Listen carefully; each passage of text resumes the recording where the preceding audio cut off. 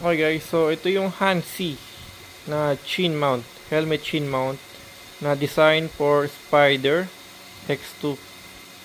Naikabit na po natin siya. Ayan, yung installation guys ng pagkakabit ko in-upload ko na rin sa YouTube. And then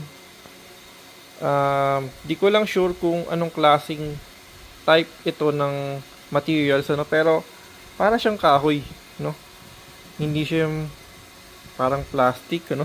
Mukha siyang kahoy, no? Okay, so meron siyang pinaka parang extender or extension arm niya para sa ating mga action camera. Ito guys, sa ano ko to, sa GoPro ko to, pero sinample ko lang kung sakto yung pinaka tornilyo niya. Yes, very smooth itornilyo, no? So yan, pwedeng ganyan lang or pwede mo siyang extension gamit dito. Ayan.